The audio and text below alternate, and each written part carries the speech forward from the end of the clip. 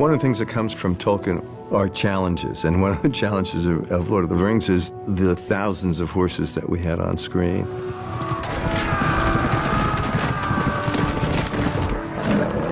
When you read The Lord of the Rings, you know these horses are also characters in these films, and they're not just sort of props, if you will.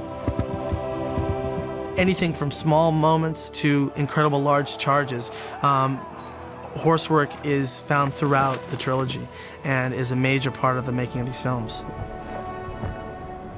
Shadowfax is the lord of all horses and has been my friend through many dangers. We had two Shadowfax horses, two white stallions. One was called Blanco, another called Domiro. Domiro was the principal Shadowfax and a diva.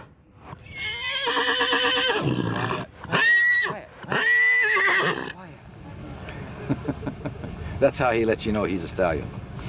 Domiro looked magnificent and seemed to know he did, and was trained to getting exactly in the right position and to holding it. Get over. Get over. Whoa. If I want him to stand somewhere, I put him on a mark. That way I can walk off and leave him on his mark. Mark. Whoa. Mark. Whoa. Boy. And when he did it magnificently, and when he didn't do it, he had to be sent back to the stables, and Blanco, Boy. who'd been watching every move of Domiro, stepped in and without any problem at all did it. Okay, get on your mark. Get on it. Get on it. Get on it. It's quite a unique thing for a horse to be able to run to a mark because it's only a small object out in the paddock, and a lot of people just wouldn't think a horse would have the intelligence to do it, but it's quite amazing how easily they pick it up and how well they learn it. Beautiful stuff. I don't think there was anyone in New Zealand who could have got the horses to do that. We were lucky we had Don Reynolds and Graham Ware, who's a very, very good horse trainer. It's called liberty training. Basically because the horse is at liberty, he's free from restraints. Dig it. Atta boy, good boy, get up here. Whips are used purposely as a direction. They're not used in the true sense of whips. We use one as a guide pretty well to point the direction we want to go, and one as impulsion, which is just to give the horse a little bit of impulsion as far as just giving him that forward driving motion. Change it, Blanco. Change, change. Good boy, good. Blanco, he's a white Andalusian, enjoys his work and does it fairly well. Up high, up high, up high, up high. Good boy, come up here. Good boy. And they trained Shadowfax in the technique of liberty riding. And then we needed a rider that was really good. And we had this great rider from New Zealand, Basil Clapham, who looked enough like Gandalf to double the inn. Do beware that you're not meant to have any stirrups or bridle or saddle, and but boy, can he ride a horse. He was doing stuff that I would never do. He was riding a horse with no saddle, no bridle, with a wire that came around its neck that you couldn't see that he would hold on to. It's my lifeline. That's the speed control, but sometimes it don't work. No, sometimes it definitely don't work. As you could well find out in the next shot.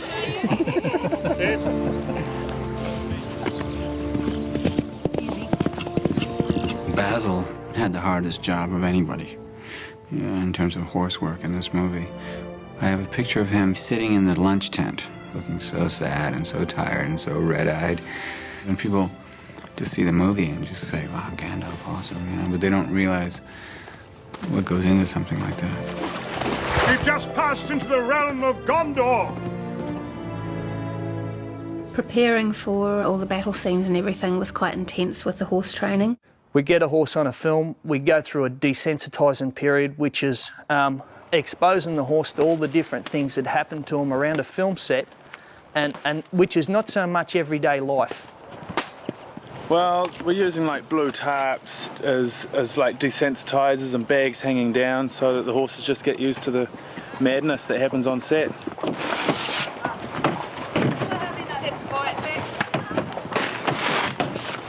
Some of the horses were quite raw, shall we say. They weren't experienced in the things that they needed to be for the work that was going to be asked of them. Originally, there was a horse being trained up for Aragorn, and basically, you know, they would try to do these training sessions where he'd get down completely on his belly so that Aragorn could sort of get on top of him, and then he'd rise up, and they start off training with a dummy for that. Hopefully, he won't lie on top of him on the day.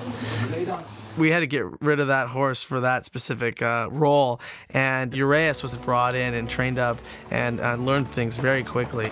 He was a last-minute replacement, just like I had been, you know. So a day or two before, I'm suddenly introduced to this new horse who's never been on a movie set. You know, he's very physically strong and strong-minded as well.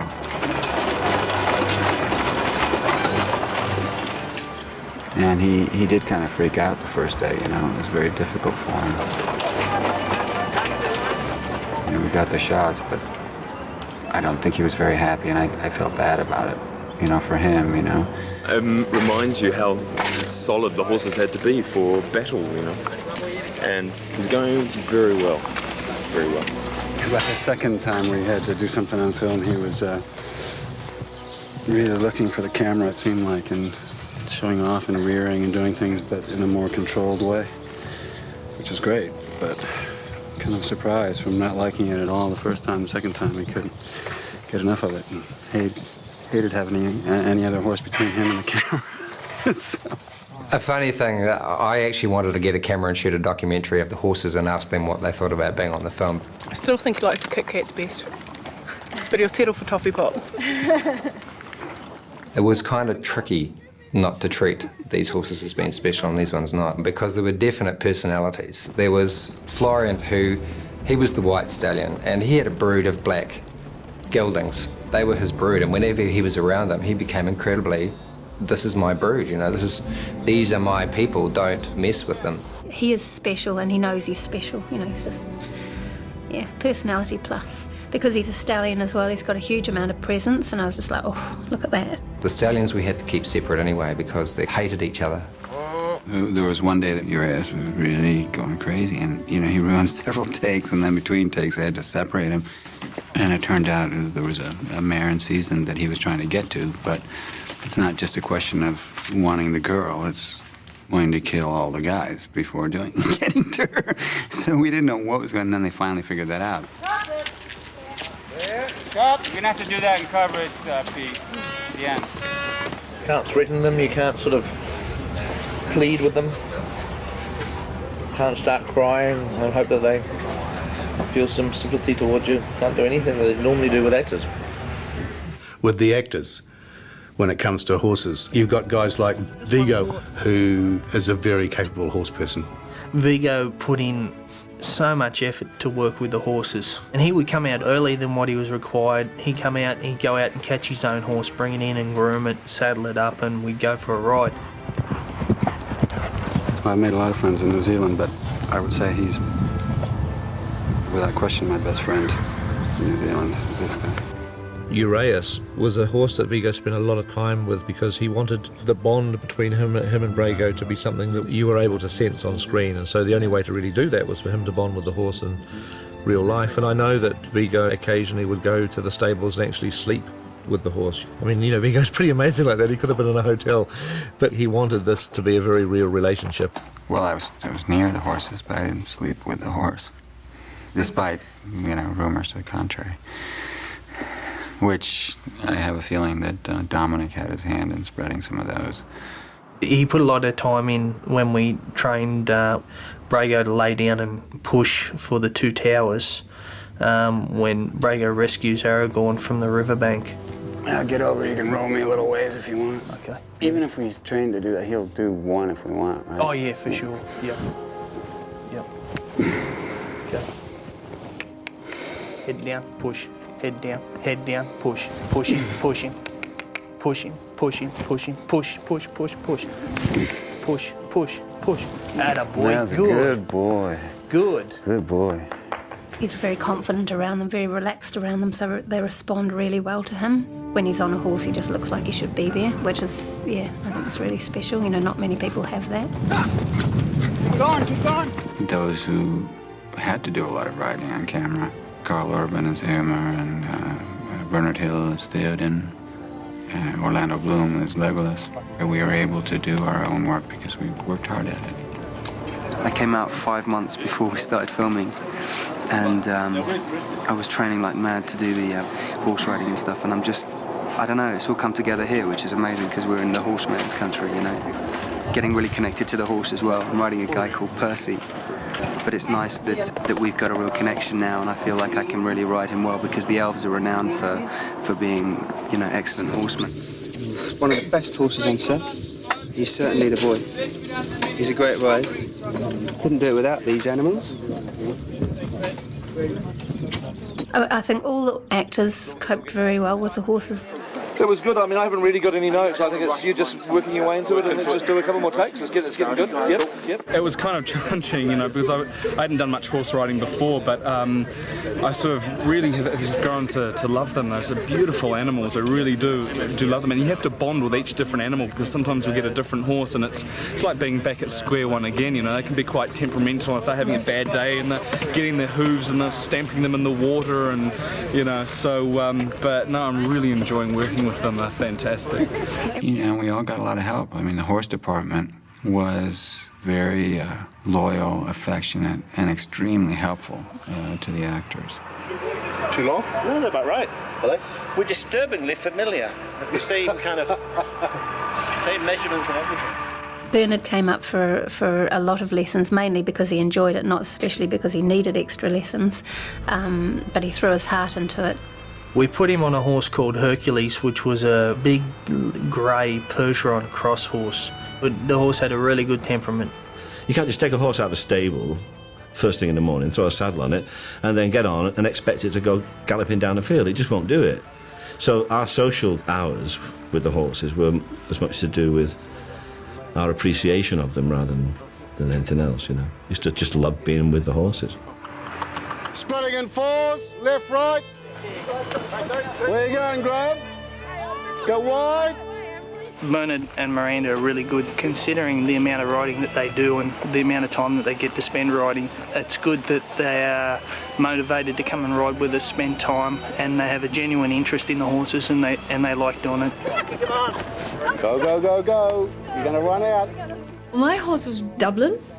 He was very beautiful, slightly lazy, especially with a rider who's not really a rider, you know. He knew that he could get away with not working sometimes. As soon as the actor sits on them, they know what the actor's like as a rider. You know, when the actor says, giddy up, or whatever they say to get the horse going, the horse knows whether he means it or not, you know.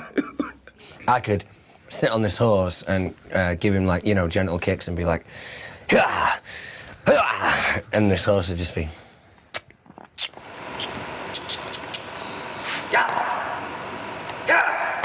If you've got actors that don't actually control the horses all that well, they'll just take off when they hear action. So you get to where you can't say action. You can't even say camera rolling because the horses know that means something's going to happen, you know.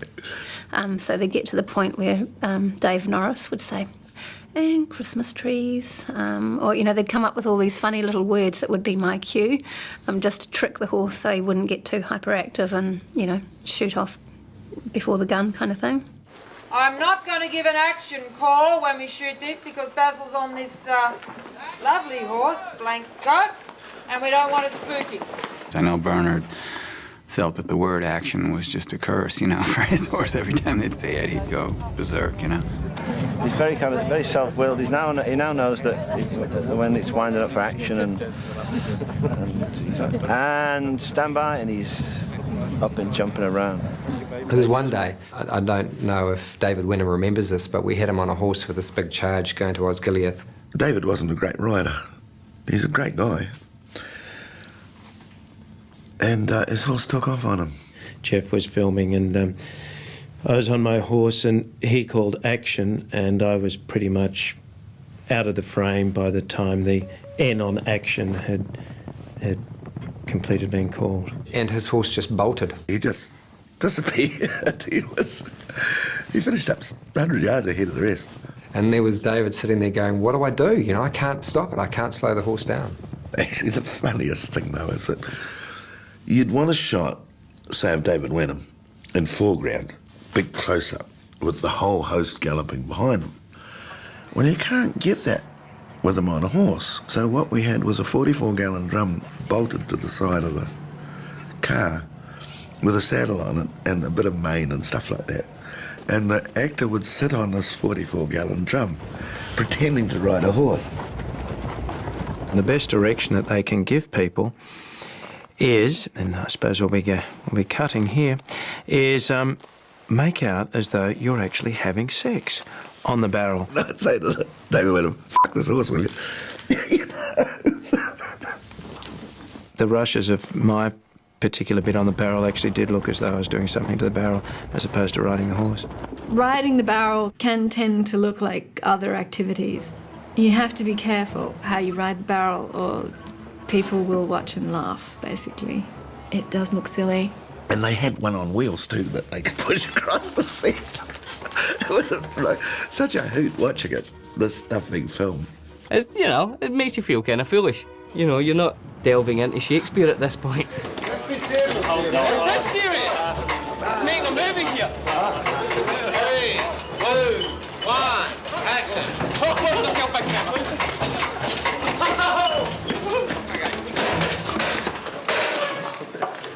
I think he's broke a leg.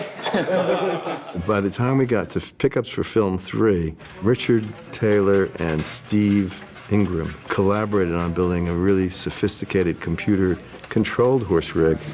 So it's just been christened by Jamie here the phony pony. So that's its name on set to differentiate it from the barrel rig horse. Fantastic. Its eyes can move, its mouth can move, its ears can move. The whole of its body can move. It would gallop. That was the Mercedes of fake riding. Okay, put it on full. Okay, the bucking bronco. Woo! Here, Pete, there's another $1. We'll get another 2 minutes. Today we're shooting a scene for the third movie. It's the charge of the Rohirrim in Pillinor Fields outside of Minas Tirith. It's one of the big spectacular scenes from the whole trilogy, really, and it's a day that I think a lot of us have been looking forward to for a long time. It was probably 3 or 4 years ago that Richard Taylor and I were talking about how many Rohan costumes he should build, and I said, well, let's make 250 because I'd love to get 250 riders on horses. We had about 50 company horses, of which I think we used about 30 in the Pillinor Fields, so we needed something like 220 extras on horseback. New Zealand is a country of about 4 million people and 40 million sheep. And that means if you're filming in a rural area, you have to count on the fact that during the sheep shearing season, you had to cast a wider net. You'd be shooting in lambing season and nobody would turn up because because the farmers, you know, as much as they might want to be in the movie for the day, have to go and deal with the lambs. You know, the real world kept tripping us up. So we turned to a guy named Steve Auld and found all of our horses across New Zealand. I'd just do a press release and call in people with horses of a certain height, and we'd just get them in and have a look. I remember when they put out a call for all able-bodied horse riders to, you know, partake in the charge of Pillinor Fields. It was like this Woodstockian trek, you know, horse riders from all over the country were coming down, you know, congregating on this one field outside of Twizel, whether they could ride or not, you know. Everyone just really wanted to be a part of it. So the variety of riders and horses was just amazing. But I think that would be how it would be in Middle Earth too, you know, it'd be every man and his horse coming to battle. It wasn't easy. You know, looking back, I had a couple of Canadian guys who have been in the game for a long time, John Scott, Lyle Edge. They joined me at Twizel. It's probably one of the bigger days in the picture as far as the horses and the wardrobe and the people are concerned. We've got pretty close to 250 riders here, and getting them all to work together. Columns of 2, columns of 4s, lineups of 50, and proceed like warriors. Steve, send me one with armor. I need one Royal Guard here, please. A lot of these people, and it's all credit to them that they hung in there, had never been on a film set before. They had no idea what they were in for. It became cold, it became very, very long days. Some people would come, and after about 2 or 3 days, they'd go, This is too much like hard work, and they'd clear out. They would just say, I don't want to do this anymore. This isn't what I signed up for. So I think after the first week, we were down to about 150 extras. And they were the ones who really dug it in, and that good old Kiwi spirit came out, and they were there for the duration, and they were going to make it work. They were going to make it happen. People stay in their trucks and floats because there isn't accommodation, and also it's good to have people close to their horses in case anything happens. You've got a perfectly good float there, so you might as well sleep in that. So, I mean, that's not a bit of flat ground and everybody's happy. My name is Zoe Miller. I'm from Dunedin. This is Herman. And together we travel in this truck here, and it's sort of become home. I've got things thrown here, there and everywhere, all over the place. But basically we just camp out in vehicles like these and have a few drinks in the evening. Meals are all provided, which are fantastic. And basically it's just a bit of a social time. You threw the food before I put it in his mouth. Doesn't like it. Oh, no. You see? The commitment level of a race. Oh, mate, he's got the right idea. Yeah, definitely having fun. Yeah, always having fun. So apart from the hardship, there was a lot of fun and camaraderie as well. Ironically, the thing that almost brought it to a halt was the humble rabbit. One of the most dangerous things for horses are actually rabbit holes. If a horse steps in a rabbit hole, it can break its leg and throw the rider and all that. So there'd be people going across the land where we were going to have them galloping, prodding the ground to make sure there wasn't a rabbit hole just below the surface because the horse would break through. We also would, of course, before every charge, the individual riders would go out on their horses, all 300 of them, and walk their horses through the field and then walk back to the beginning start mark. And if they found any faulty ground, they were able to get it filled in. It was like much more complicated. You just watch all these horses gallop and you go, yeah, that looks great. But the work to do to get it like that was incredible. We did some huge gallop throughs with lots of stunt players on the ground. I think there's like 250 horses just barreling through, and we had big safety lanes for guys. I mean, they weren't that big, but the horses were good enough that they ran down it. The horses rode into them like that, you know, and the guys at the front would hurl themselves backwards, and the illusion's very strong that they'd been hit, you know. It was actually, there was a few close calls, but everyone came through unscathed. It's to be expected with horses. Never a dull moment when they're charging at you. When you're doing a bit of a charge scene or something, you just hang on like Grimm's death, because if you're in the front, you don't want to fall off, because you think about the other 250 riders are going to run over top of you. One charge we did across the plains, one of the leading guys fell off his horse. His saddle slipped right down underneath the horse, and he actually came off with horses, 200 horses coming behind him, and they managed to step around him. All the horses behind just swerved, one or two jumped over top of him. I was convinced he would have to die, you know. And then they all galloped past, and at the end he stands up and he was completely unscathed. Fortunately, we had no real horse collisions, nobody got hurt. We'll go to enormous efforts to make a film good, but you don't want to hurt people. You know what I mean? We got to have the three guys in front, and Bernard's got to ride in front of them again. Are we sure that there's enough room up there for Bernard to do that? I mean, it looks good where they are.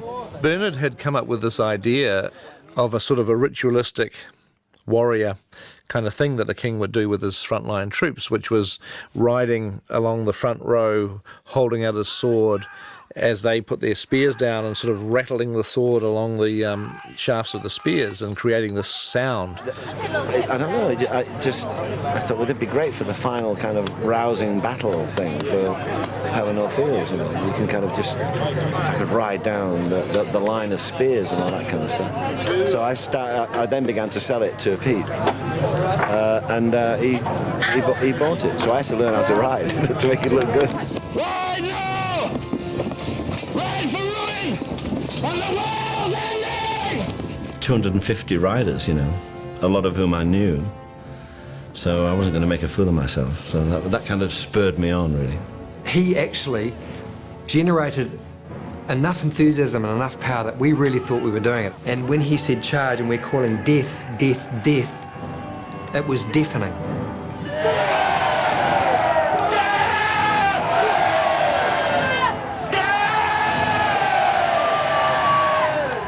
It was not hard to get caught up in the moment, you know, to have that many horse riders all built up in their armor and Theoden, you know, egging them on to basically fight to the last man. It was like this overwhelming kind of surge of energy, and then hammer went down and we were allowed to gallop these horses as fast as we possibly could, swinging our weapons. It doesn't get any better than that. 200-odd horses just charging down this plain. It was spectacular. Literally, they would be halfway down and the ground was shaking. Those moments were phenomenal. I mean, the ride of the Rohirrim, in terms of film job experience, it's #1, without a doubt. And it'll take a long time to knock it off the top.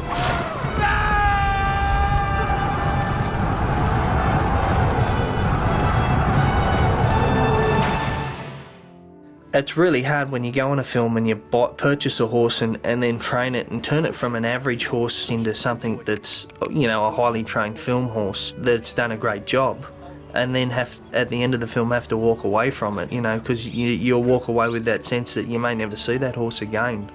When it came to the end of Pickup Shots 2003, and for the first time all these horses that the company had, I think it was about 8 of them, carried all the way through from right start to finish, they were all going to be sold. And the company offered them to all the riders first. I actually bought one of the horses from the shoot because I fell in love with him. He kept me safe, I kept him safe. This is my horse Seb. He was on the film for 3 years, from the time he was 3 to the time he was 6. He's one of the Rohan horses.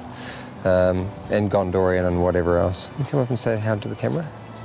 That kind of bond is something that people who've never been in that situation probably don't understand. He's telling me he wants me to scratch his head, or that he wants to go. I always swore right through this movie that I would never buy one of the horses, and that I would in fact not buy a horse at all. Come and say hello to all those people out there watching this movie, Brego. Yeah, they're all watching you on this DVD. I had a lapse in determination or concentration, I'm not sure which it was. And I ended up buying Blanco, and he sits up there at home, and he's retired. He gets ridden up hills at the back, and he's enjoying life. At the end of filming, Vigo, he very much fell in love with Uraeus, and so he ended up buying him. And he loves a scratch just here. And I'm just looking after him for Vigo until he goes back to America at some stage. Jane's an ideal person to watch over him, and who knows him and who is trusted by him, you know.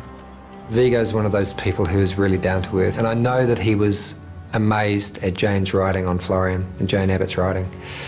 At the end of the shoot, I remember Jane saying one day, "Oh, I wish I could buy that horse, but he's an expensive horse, being a stallion." I said, "Look, I love this horse. I would so like to buy him at the end of filming. I didn't have any idea how on earth I was going to afford him, but I knew that my bid wouldn't get as far as Wellington." You know, the simple fact of the matter was there was someone else who wanted that horse, someone higher up in the department, and she didn't think she was going to be able to. And I mean, Vigo heard about this, and so he said, "Well, I'll bid on him for you." And then I've still got the message saved on my phone where he says, "Hey Jane, good news, I've got Florian, you know, you can go and pick him up at the end, you know. He's at the farm, you can go and pick him up." And it was just like, oh my God. And I rang him and I said, thank you, that's brilliant. You know, how much do I owe you? You know, thanks so much for doing that. And he says, no, I want to give him to you. No one else is more deserving than Jane to have that horse. She did all the riding on it, she made the horse look good, so I'm glad that it happened that way. You know, that's just Vigo. You know, he just did it because he understood. So I'm incredibly lucky. It was a lovely touch on Vigo's part to give Jane that horse. And he's a lovely horse. Jane's got him pretty much tuned up as well. He does all sorts of lovely little tricks and various things. You're so funny. I think Lord of the Rings, it just took up everybody, because they came from everywhere. Just fantastic. I take my hat off to every single one of the people that fronted up on horseback and was a part of that thing, because it was the hardest job that they'll probably ever do. And I think that people should never forget that one of the reasons why these films work so well is because the guy 100 horses out was doing his job. And I take my hat off to every one of you. I don't know where you are now, I don't know where you are, but thank you very much for making it a superb film.